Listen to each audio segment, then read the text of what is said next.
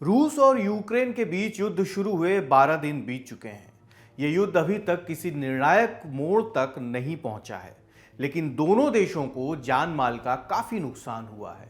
इसी बीच खबर मिली है कि रूस ने यूक्रेन के सामने युद्ध रोकने के लिए कुछ शर्तें रखी हैं। आज तक के मुताबिक यूक्रेनी मीडिया ने दावा किया है कि रूस ने यूक्रेन के सामने 4 शर्तें रखी हैं और कहा है कि अगर यूक्रेन इन शर्तों को मान लेता है तो रूस तुरंत अपनी सैन्य कार्रवाई रोक देगा। आइए आपको बताते हैं कि क्या है ये 4 शर्तें। पहली, यूक्रेन अपनी सैन्य कार्रवाई बंद करे। रूस की सरकार ने अपनी पहली शर्त में कहा है कि यूक्रेन तुरंत अपनी सैन्य कार्रवाई बंद कर दे।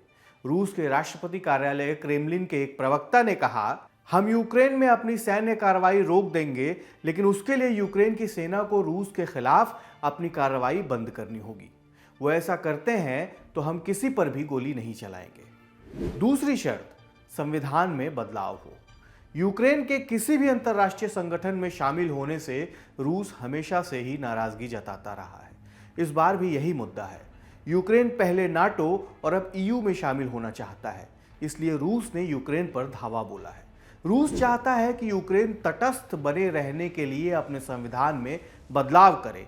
इस पर क्रेमलिन के प्रवक्ता ने कहा, यूक्रेन की सरकार को अपने संविधान में संशोधन करना चाहिए, जिसके अनुसार यूक्रेन किसी भी संगठन में शामिल नहीं हो सकता।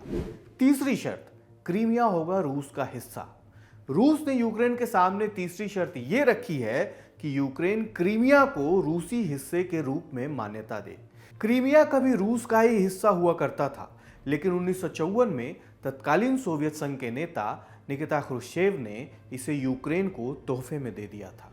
मार्च 2014 में रूस ने हमला कर क्रीमिया को वापस रूस में मिला लिया था, लेकिन यूक्रेन इसे मान्यता नहीं देता है। रूस का कहना है कि यूक्रेन अगर युद्ध खत्म करना चाहता है तो उसे क्रीमिया को रूस के हिस्से के तौर पर मान्यता देनी होगी। चौथी और आखिरी शर्त क्या है? डोनेत्स्क, लुहांस्क होंगे स्वतंत्र देश। यूक्रेन के पूर्वी हिस्से में पड़ने वाले डोनेत्स्क और लुहांस्क इलाकों को 2014 में अलगाववादियों ने स्वतंत्र देश घोषित कर दिया था।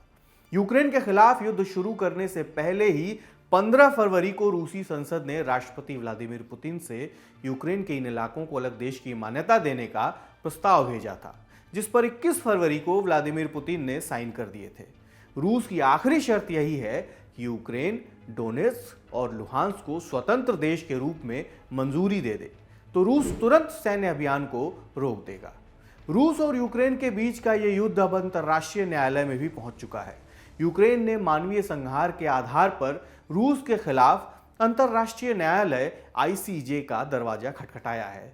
वहीं रूस के आईसीजे की कार्यवाही से खुद को अलग रखने का फैसला लिया है और यह ऐलान भी किया है कि कोर्ट की कार्यवाही में उनका कोई प्रतिनिधि हिस्सा नहीं लेगा। संयुक्त राष्ट्र के मुताबिक 24 फरवरी से चल रही इस जंग में यूक्रेन के 406 आम नागरिक मारे जा चुके हैं और 801 घायल हुए हैं। वहीं 17 लाख लोग यूक्रेन छोड़कर जा चुके हैं। दूसरे विश्व युद्ध के बाद ये यूरोप में सबसे बड़ा शरणार्थी संकट है। रूस और यूक्रेन पर आपको लगातार अपडेट देते रहेंगे। बने रहिए दी लल्लन टॉक के साथ। मेरा नाम है सुमित। शुक्रिया।